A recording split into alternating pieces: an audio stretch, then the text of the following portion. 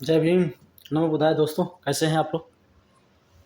जैसे कि काल से शुरुआत के मैंने किया है, आगे हम लोग विचार करते हैं समाज के हित में क्या गलत क्या सही। आज न्यूज़ मैंने देख रहा था कि संसद में सपा मुखिया अखिलेश यादव जी कह रहे हैं कि मैं अपने संसदीय क्षेत्र कन्नौज में गया था, तो मंदिर में गया था और मंदिर से आने के बाद वहाँ के मंदिर आने पर वहाँ के लोग पंडित पुजारी जो भी लोग को गंगा जल से धुलवाया है। तो मैं तो ये कहूँगा कि माननीय अखिलेश यादव जी गलत जगह सवाल कर रहे हैं, क्योंकि ये तो धर्म का मुद्दा है और धर्म का को आप अति मुक्तेश्वर बाबा के पास जाते हैं। ये धर्म के बाबा और आचार्य ही बताएंगे आपका सवाल का उत्तर सही उत्तर से मिलेगा, क्योंकि जो धर्म के अनुसार आप तो शुद्ध हैं। सर आप भले मुख्यमंत्री हैं, तो ये आपको सोचना चाहिए। क्योंकि जिस बाबा के आप पास जाते हैं तब आप उनसे सवाल करना चाहिए, नहीं तो संविधान तो सबको ओबीसी एससी एसटी सबको एक समान लाने की कोशिश कर रहा है। जैसे कि पिछले चुनाव में 2024 में आपने संविधान बचाने के लिए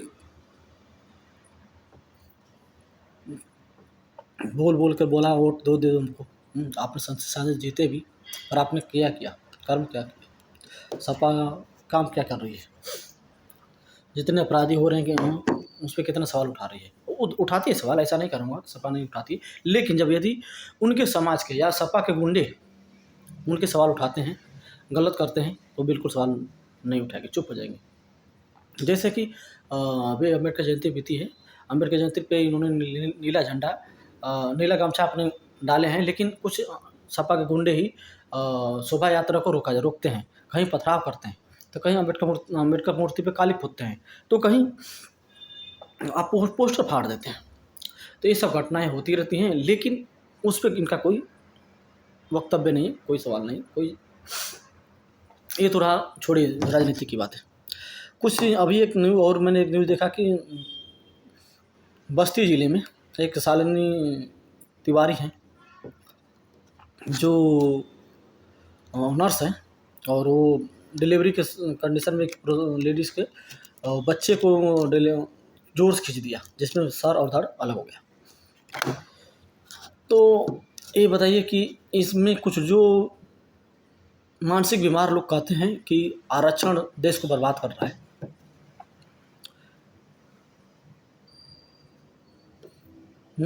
तो क्या आरक्षण से, मैं ये भी नहीं कह रहा हूँ कि केवल एक व्यक्ति की गलत से पूरा समाज गलत हो गया।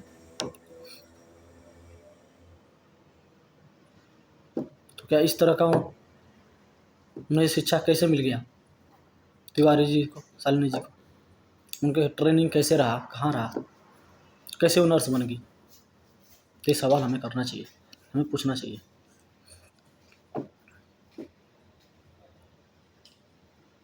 जो आए दिन हो रहे अपराध के हमें सवाल उठाना पड़ेगा। जो हमारे आसपास में जो चमचे हैं, उनका गिरगिट की तरह जो रंग बदलते हैं, उनसे सवाल करना चाहिए।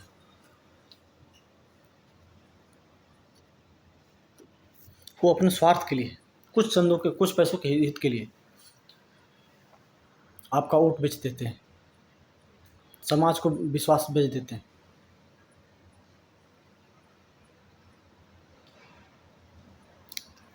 ये अभी से नहीं है, जब बाबा साहब थे संघर्ष कर रहे थे तब से है। उससे पहले बाबा कहेंगे तो वो मैं कहूँगा कि भगवान बुद्ध से जब से थे तब से ये विरोधी चमचे लगे हैं। उन्हीं चमचों की वजह से बुद्ध का, हम जो भारत बुद्ध का जननी है, लेकिन बुद्ध का विस्तार ज़्यादा नहीं हो सका, केवल कुछ चमचों की वजह से, कुछ दलालों की वजह से। फिर आए समय बढ़ता गया और न जाने कितने महापुरुषों संघर्ष करते रहे समाज को एक बराबर करने के लिए, सबको न्याय दिलाने के लिए, सबको शिक्षा के लिए, सबको समानता करने के लिए। और आज भी कुछ चमचे हैं जो हमारे आसपास ही रहते हैं, उनको समाज से कुछ नहीं मतलब है। समाज के लिए चिल्लाएंगे, जय भीम करेंगे, नमो बुद्धाय करेंगे, लेकिन उनको समाज से कुछ लेना देना नहीं है। उनको पैसे जहाँ मिलेंगे उनकी गुणगान गाएंगे, अच्छा उनके काम करेंगे, ना उनके झंडा से मतलब है, ना कोई उनका विचारधारा है। उनकी कोई विचारधारा नहीं है। उनको जहाँ पैसा है वहाँ पे वो काम करेंगे। जैसे इस पैसे की बात को लेकर मैंने कुछ और आगे बात बढ़ाता हूँ। जैसे कि कुछ यूट्यूबर हैं, इन्फ्लुएंसर हैं, पत्रकार हैं, जो आपको शुरुआती स्टार्टिंग में आपका व्यूज लेने के लिए जय भीम का नारा करेंगे, जय भीम चिल्लाएंगे, आपको हितैषी दिखाएंगे। लेकिन जहाँ उनका व्यूज बढ़ गया, जहाँ उनका सेल्स माने अर्निंग ज़्यादा होने लगेगा, वो फिर अपना असली रंग रूप में आ जाएंगे। तो ऐसे है, लोगों से हमें सावधान रहना चाहिए। आप लोगों से ये गुजारिश है। कल नेक्स्ट मुद्दे से, कुछ नए मुद्दों से फिर कल मिलते हैं। जय भीम, नमो बुद्धाय दोस्तों।